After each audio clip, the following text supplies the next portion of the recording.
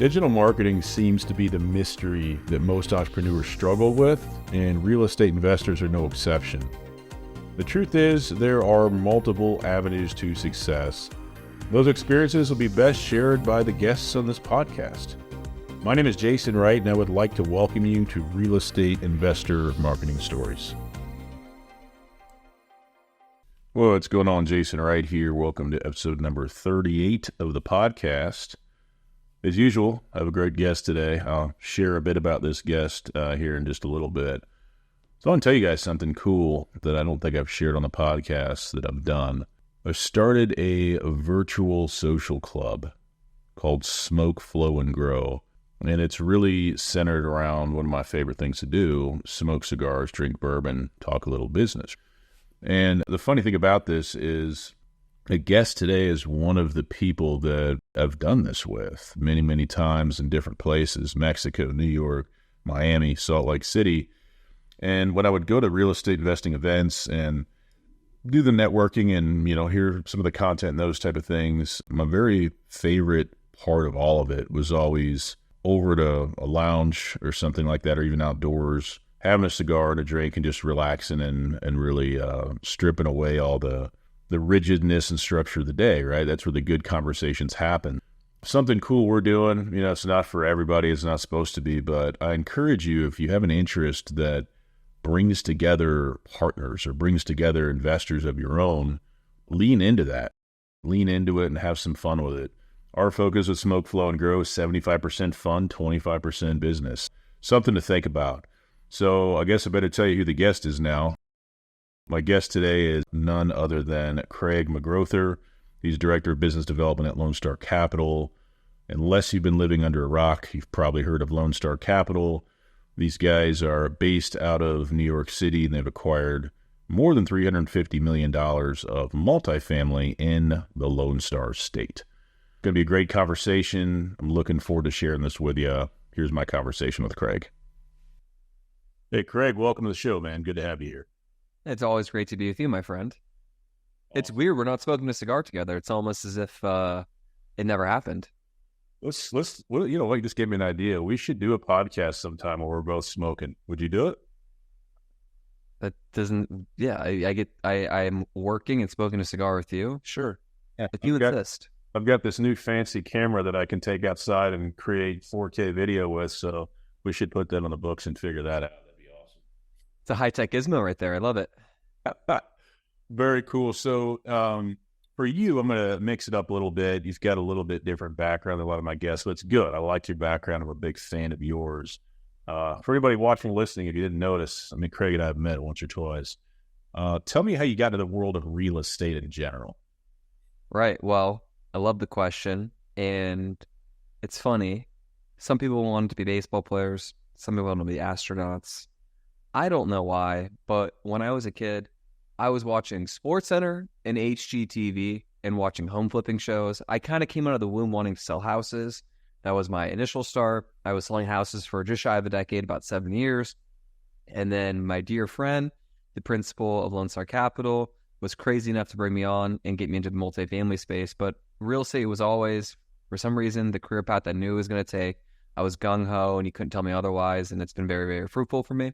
So, yeah, I always wanted to get into real estate. I thought I wanted to sell homes forever. Realized quickly that's not the most scalable route. Also, you have to climb the mountaintop every single year with zero sales like everyone else, which is fine. But ultimately, I wanted something with a compounding nature, and there's nothing that beats the compounding nature of the multifamily world and the private equity space with regards to returns, with tax efficiencies, everything else included. It really is the best. So that's why I've transitioned from the single family side into the multifamily world. But I love anything value add, seeing a project go start to finish. It really stimulates me. So that's a little bit of a reason, or the how and the why I got into real estate. Man, that's beautiful. I wish my story was like that. I had no idea what I wanted to do. I can remember in high school, for a period of time, I thought I wanted to be an architect, right? Like building stuff, designing stuff. And we had this career day, and the guy that came in was an architect. When he walked in the room, it was like a study hall generally. It kind of tiered up a few rows. I never forget, he walked in, and I'm watching this guy walk. I'm like, I feel like this guy hates his life. And he gets up there and he's like, anybody want to be an architect here? And I was like, yeah, me. He's like, well, I'll just tell you now, you're going to be broke. And like, I didn't hear anything else he said because I was like, no. Yeah. And I was like, I have no idea what I want to do. And I kind of got where I'm at on a big happy accident, but it's just so cool. I went on a tangent, but you had a great plan and executed. And I just like, I'm just trying to figure it out, you know? Well, it's good you're not broke and an architect. Yeah, definitely neither. So life is good in that regard. Right. There'd be a lot less cigars on the road like we typically partake in. So it's a godsend that you elected for a different route. Absolutely. All right. You touched on this a little bit. And I've got something interesting to tell you, but I'll be patient and let you say what you're going to say here. So with Lone Star, what asset classes and markets do you guys focus on and why? So we buy in Texas specifically, and only Texas. We figure that you want to get very niche, as anyone in the space will tell you. Your avatar is probably different than our avatar, as they say. The person that we're looking for, what we're targeting. So we want to get niched down in Texas. Within Texas, we're in Dallas, San Antonio, and Houston. So we have about $500 million of assets under management in those respective markets. We've got some new acquisitions coming up, and we buy workforce, value-add, multifamily housing. And the reason why we're even more specific with that is because you can't replace and replicate multifamily housing in the value-add sector with making it profitable. And more people than not are not living and renting in those luxurious high-rises that are new, that Class A product, as they call it. That Class B product, though, very difficult to replace, and it's where most of America is capable of living in. So it's a very big space. Often there's properties that are mismanaged and have some love that need to be spruced up into them. And you think about this: if we're buying, call it a 300-unit property, and let's say rents are $1,000, but there's proof of concept that if you renovate a unit for $6,000, that you can get rent to, let's say, $1,200. Well, that extrapolated across 3 units is millions of dollars being created. So that's why we're in that space. It makes sense for us, that kind of C plus maybe sometimes, but typically speaking, B asset class, which is 80s or 90s, maybe some late 70s, maybe some early thousands vintages. Year built is kind of what we seek to buy. I love it. It's funny. If you'd have said this to me 18 months ago, I'd been like, I don't know what he's talking about. I understood everything you said, and I love it. The clients have educated me on this space so well, and it just feels like there's such an amazing opportunity for me. So what's great about what you said is that it kind of mirrors my business model in that mine is ultra niche as well. And I've gone from, hey, I'll work with anybody that'll pay me, to you need to raise capital, you need to work an active campaign. And it's worked really well for the same reason it's working well for you. You do the same thing over and over. You understand every little nuance of what you're doing, every little pain point, every little thing you need to educate people on proactively.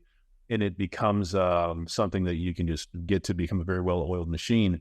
Now, I find it interesting on this show sometimes I talk to other people and they are asset class and market agnostic. Do you think that can ever work scalably? Market class and asset agnostic. Well, it's different. And why I think it's different is the following. It's different because if you are a sponsor, which we are, and a sponsor is one who is a general partner, they own and operate the deal. If you are a sponsor, you have to be very specific what you're looking for, because how do you analyze and underwrite and value a deal? How do you handicap it across different markets respectively, right? However, if you're a capital allocator, meaning you run a fund of, let's say, maybe $100 million, $10 million, whatever the size may be, or you raise for individual deals, you probably want to have your eggs in multiple baskets if you're looking to deploy capital elsewhere. So that makes sense in that regard. So if I was, hey, I have a fund, let's say I win the lottery tomorrow and I hopefully win $100 million. I would not want to put all my money in Texas multifamily housing. I think it's a great asset class. I would want to work with a Lone Star Capital and with a group that only buys in that specific price, in that range, in that asset class, because they know what a good deal looks like. They know left from right, up from down. But if you're buying all over the place, it's very hard to get the benefits of efficiencies, of economies of scale, of knowing what a good deal looks like. You can be a sucker pretty quickly and buy poorly. And in real estate, it's all about the purchase and the acquisition. That's typically speaking where you make your money. Everything else is temporary. but the permanent thing that you can't fix in real estate is the location and your basis. So I think for a capital allocator, yes. As a sponsor, no, you cannot be. Yeah, that makes a lot of sense, man. Awesome. Awesome. Not even think about that. All right. That makes more sense. For Lone Star, what marketing strategies are helping you guys grow, helping you attract new investors into the business? And what's working for you? Is there anything new you're looking at doing next year? So, and this is a very nice shameless plug to you. We fortunately are partnered with you in Active Campaign that'll help us run text blasts, outreach, help us control the capital stack. That's been really helpful and useful for us to store all of our information in the CRM. But, Active Campaign, I don't know if you can classify it as a CRM, as an automation tool. It's kind of a bit of everything. So that's been very, very productive and useful, and actually probably the best CRM I've ever used in my sales experience. So we use that. We use LinkedIn very, very avidly, and now Facebook, Instagram, and even TikTok, YouTube. So we're based on every social media platform. YouTube recently has been interesting. So we have a podcast as well that you'll be on hopefully soon on the Fun Friday edition of Capital Spotlight. But we're starting to get a lot of people that are reaching out to us that are wanting to raise equity there. But LinkedIn is really where we get the most impressions. So LinkedIn has been, a tool where, sometimes I'll get 10,000 impressions on LinkedIn. Sometimes Rob will get 20 to 30,000 impressions, which is, slightly viral. Anything about 10,000 people, well, a basketball stadium, a Drake concert, a Taylor Swift concert, that's as many people are attending that. So you basically get to give yourself a platform where you can do posts that will get that many eyeballs. That's crazy. That's so awesome. So we're going to do that. We're going to keep doing that. And then one thing that I would say where it's going to be a little bit different in 2024 and beyond is leveling up the production quality. So we really want to have the highest level of marketing in video. I think we're in a visual age, a video era, and we're also in the personal brand era as well. I think that's fun. Sometimes that's funny for those who are watching this. Sometimes Zoom will throw in a little insert right there like it just did. But we're in the personal brand era where effectively, if you don't have, some sort of content out there, if you're not kind of a voice on the internet like that, you're just going to fall behind, or a louder voice is going to get the equity that may or may not be as sophisticated as sharp as you. So we're really trying to level that up and capture as many eyeballs as possible. So one way we're going to accomplish that is by, spending thousands upon thousands of dollars, maybe even six figures a year on videos to really make sure that we're capturing the eyeballs and we're really giving ourselves the best chance to get as much money into our deals as possible. So I would say that, video production and LinkedIn and YouTube is really where we're going to focus, I would say, as the year turns over and beyond. Beautiful. So let me ask you, in regards to LinkedIn, are you doing organic? Or are you doing any kind of paid tools or paid ads there to help you out? Everything. So I don't know if there's paid ads, but we're using, a tool called Sales Navigator to help us, basically message people and then also add. So we're using basically every tool possible to automate and to keep our team lean and message out as possible is what we're doing. So that's kind of how we're handling everything. So as far as the messaging, are you guys manually sending messages to people in Sales Navigator, or are you using a tool to automatically send messages for you? We're using a tool, and then we're also leveraging a VA in the Philippines to help with that, because my bandwidth is non-existent, as we were just talking about off air before we went on the show. Yeah. The reason I'm asking is because for the second time this year, I'm in LinkedIn jail. Okay. The first time I was running two different automated tools really aggressively. And I went into my account one day. I was actually on a sales call, and I was on my website with somebody I was showing them my LinkedIn, and I was blindsided by it. They said, we've detected potential automated tools. We're going to push you in timeout. Like 3-4 days later, I was out of it. So recently, I have one automated tool that I've run for years, and I've just been starting to share shorts and reels on different social platforms, which get so much more engagement than static posts for me. So I'm playing around with some stuff there, and I go to LinkedIn, and it's shut down, and this time there's no reason, right? No explanation, no reason, and it's been more than 2 weeks, and they're basically like, we're not bringing it back. So, okay, you're going to take 15 years of my life that I've spent building this and take me back to zero? So I've started a new LinkedIn account. I went from 6,000 followers. I'm up to 51 now. Thank you for the ad, by the way. Yep. Hey, Jesus only had 12 followers. There you go. There you go.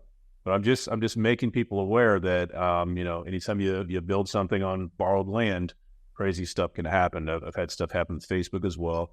It's frustrating, right? It's frustrating. I don't even have access to my own company pages that I build and own. So, anyways, working through that stuff, but just be aware of it. It can happen. But so you guys with your posting, I see a lot of your posts. Do you like the short-term video? Do you like the static posts? What works best for you kind of across platforms that you guys see?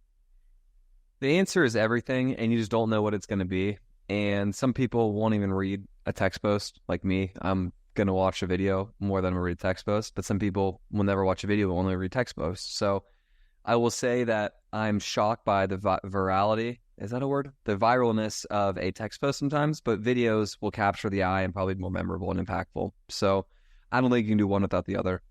I like it. Good stuff. The biggest mistake I see people make is they do nothing, right? They sit there and strategize for 9 months, and I'm like, have you actually done anything? Anything? No, still working. So the biggest thing I love about Rob, to that point, is he is such an action taker, and there's just the qualities and the quantity as well, right? So that doesn't mean you want to put out garbage, but you want to put out a high volume of stuff and whatnot. And the good thing is we have an infrastructure and team where, frankly, we don't even think about it. Like, I'm posting on LinkedIn every single day, and I'm not posting on LinkedIn every single day, if you know what I mean. So we have our team associated with it, helping it. And to that point, you got to be very careful. And, on LinkedIn, if you're running automations on the back end, you're not supposed to go into your LinkedIn account during certain hours as well. So that could have been the reason why is during, I guess, business hours, you don't want to be double dipping there. So I try to be, monitoring that and making sure that I'm not. But, to that point, it's a really great tool to have the automation there. But to your point, be very, very cautious because to that as well, I have about 7,000 followers and connections on LinkedIn, and it would be a shame to go ground zero on that. Yep. Well, I was somebody using the mobile version. I said, you know what? Let me find a silver lining. There was a lot of people in the old following that were from the corporate world. I was like, now it's all going to be people that are like ideal audience, right? So I'm going to build this newer audience. So I'm like reaching out to people. And I actually got a warning yesterday on my phone. It said, you are approaching your weekly limit. So I was like, I'm done. Right? So we'll jump in next week. So cool, man. All right. Can you share what you think the biggest mistake or regret you've made so far in regards to your marketing has been? Has there been anything where you're like, God dang it, why didn't we start this sooner? Or why are we doing this at all? I'll be honest with you, I'm going to take a different route. I look a lot more professional now than I did when I started my private equity career.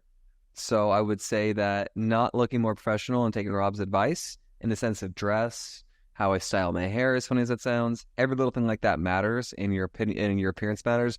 I think we all think we're, trying to level up every single day. We're all trying to get better, but I would say that I should have been a lot more weary of that and conscientious of it. I think I've sorted that out now. So it's one thing. And then secondly, just doing, it's not very comfortable. I'm, believe it or not a crazy narcissist. So I don't like to see myself all over.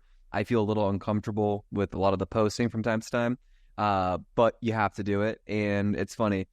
We started our podcast in Cabo, believe it or not, for the Capital Collective trip, which you were on, I believe. And it's funny. From that, send the podcast, but we should have been doing that from day one, from before, because we'd have that much more traction. And we're starting to get a lot of people. So, starting yesterday was always the best day. Starting today is always the next best time as well. So doing it earlier and making sure that you're presenting a very, very good image to the world is important because that's people's first impression, typically speaking, and people will judge you right away. So yes, people judge people, and there's a lot of competition out there. And if you're not set up and dress a certain way, speak a certain way, you're just not going to capture the business. So no, people are going to judge you. Be conscientious, but start. Yeah, good advice. I like it. All right, here's a curveball, which I know you'll love. Can you share a story with me right now about your real estate journey? It could be from the old world or from the multifamily world that you haven't shared anywhere else publicly so far. It could be something funny, lesson learned, whatever you want to be. Help us get being Craig, brother. Oof. Well, I've told this story before, but I think this story actually needs to be told more and more. So one day, And sorry, it's not, earth shattering there, but I don't think everyone's heard the story. So I'll say it to your audience and your people, and maybe people are like, oh, I haven't heard that one yet. That they know who I am, so that'd be great. So one day I was negotiating a transaction and went through. I told my clients that on the checklist on the purchase contract as representing the seller that, hey, here's what the net is to you. You see that box that got checked? Okay, yeah, that box right there, that's a home warranty. That's stating that you're paying for it. Are you okay with it? They said, yes, sure. Okay, well, it's $520. No problem. Move on to the next line. It wasn't an issue. 3 weeks later, of course, what happens? That seller says, hey, what's this $520 fee? I'm like, so as you recall, I walked you through the contract, and that was a box that they checked, and that's something that you agreed to pay for. It's like, we didn't agree to that. I'm like, I'm fairly certain that you actually did say yes to that. But, and I try to change the subject. They're like, no, we're not paying for that. I'm like, okay, let me see what I can do for you. And I wanted to MF them on the phone because I am very conscientious of, boxes like that, because in real estate, usually you have to pay for your mistakes unless you're just never going to plan on working with anyone again from a long-term perspective. If you, basically not explain it as well as I did, even though I explained it, I thought pretty well. So turns out that I ended up paying for that. And I called my dear friend and a business partner, Rob. It's like, man, tough day today. Like, not a big deal, but I just got beaten up over $520. He's like, well, I just got beaten up over $35,000. And that really was like, okay, that's the light bulb. That's when I realized I want to have the $35,000 problem, not the $500 problem. So that really kind of changed my perspective and made me want to play in a bigger game and do something with, bigger digits behind it. And someone really wise that I worked with back in the residential space, I did a lot of deals with him. He was kind of a quasi mentor to me. He was like, hey, if you're a server selling, a $15 glass of wine, then why don't you go to the bigger restaurant and sell $1,000 bottle of wine? And if you could sell $1,000 bottle of wine, why don't you go sell cars? If you could sell cars, why don't you sell houses? If you can sell houses, why don't you sell helicopters? If you sell helicopters, why don't you just sell the next biggest thing, right? So I really love that mindset. It's like, okay, well, if I'm selling houses right now, why don't I just sell bigger things, bigger assets? And that's the multifamily world. So here we are today. I like that story, man. Good stuff. And you're right, man. Perspective. Things in life and in business in general that were, ruined my day 5 years ago. Today, I'm like, shit, that's just a Tuesday. You know what I mean? Yeah. All perspective. So your ability to handle issues, the more you do, becomes a lot easier. And, your dialogue regarding it gets better. And it's funny, I wasn't ready for the role I'm in right now, obviously 7 years ago. But now I feel like, considering the customer servicing that I've had to do with clients, holding people's hands, makes me pretty well fit to do what I do currently, which is great. Yeah, love it, man. All right, let's say you get to have a conversation with a brand new capital raiser later today. Excited to get into the space. What one piece of advice would you give them around marketing? What would you say? Hey, trust me, start doing this right away. Guest podcasting and getting your name out there, and LinkedIn posting and adding people on LinkedIn. So not one thing, but many things. I think it's great advice, man. I tell people similar things all the time. And the people who are obsessed with making it perfect before they put it out there, even if it's them, they're never going to get anywhere, right? My whole model, good enough, get it out there. C-, good enough, get it out there. Because at the end of the day, no one's going to remember what you said in a week. They're going to remember how you make them feel or what they think about you and the brand. So the consistency of the touch points is more valuable than the content. That's my opinion, right? And some people argue, but beautiful stuff. I'm going to throw you a curveball. I'm going to do something I've never done before. You'll like this. Let me get my humidor up here. Oh, okay. And I'm going to give you the option. Pretend you're here at my house with me. 3 sticks. What would you choose to smoke later today? That looks like a Padron right there. A Padron 1926. Okay, very good. 40-year anniversary. Or we have a Davidoff, the late hour for Winston Churchill. Really, really, really good cigar. And we will throw in a different brand, a Monte Cristo 1935 anniversary. Yeah, so you went with darker cigars than I typically like. I'm a Connecticut guy to my core, although I'm not from there. I'm a West Coast guy. I'm going to have to say that the Midnight Davidoff looks like it slightly offends my palate. It looks a little too dark. I'm going to go with the Padron. I think the Padron's the safest. It looks like it'd be tasty. It looks like there'd be a peppery-esque flavor to it associated with it. But I know for a fact I would like that one. The other ones would be coin flips. Yep. a good choice. It is smooth as glass. So it's a good cigar. And I like your choice, brother. It was fun. Did you like the underwriting on that one I just did? Very good stuff, man. All right. So we are recording this in mid-November 2023. What are you guys most focused on as you grow Lone Star, not only through the end of this year, but all of next year as well?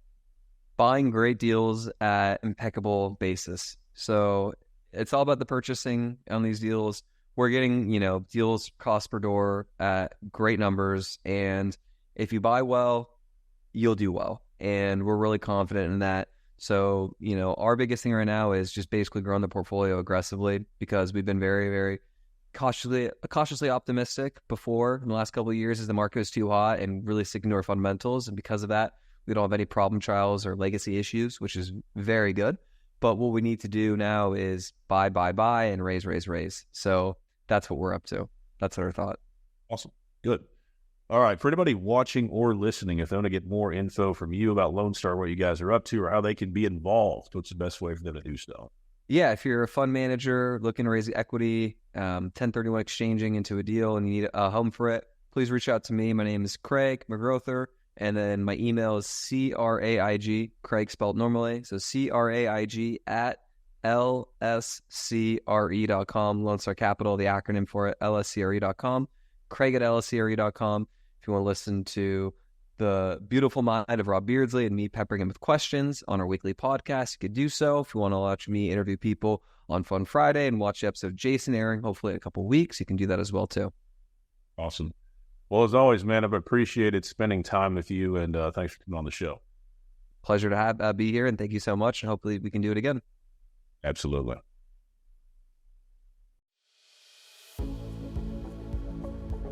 Thank you for listening to this episode of the show. I had a great time making it, and I hope you really enjoyed yourself listening to it. If you want to keep up with all things Real Estate Investor Marketing Stories podcast related, I encourage you strongly to go to reimarketingstories.com and signing up for our podcast newsletter. We will simply keep you up to date with what's going on with the show, new episodes, and things like that. reimarketingstories.com. So hopefully today's episode and the other episodes that you'll listen to will remind you that as a real estate investor, everybody starts at the beginning, okay? Our guest today and the other guests that you will hear on this show will share their real story, right? They'll tell you what worked, what didn't work. And I want you to remember one thing, if you remember nothing else today. It's possible for you too, okay? Never stop going and keep following your passion. Finally, today's show has been brought to you by capitalraisingautomations.com. If you're an active capital raiser and you are ready to learn the 3 areas that are holding you back from raising more capital, I strongly suggest you check out capitalraisingautomations.com. Check out our free 10-minute video there, and you let me know if it doesn't provide you value. I'm sure it will. All right, thanks again for listening to the show this week. Hope to see you next time. Take care.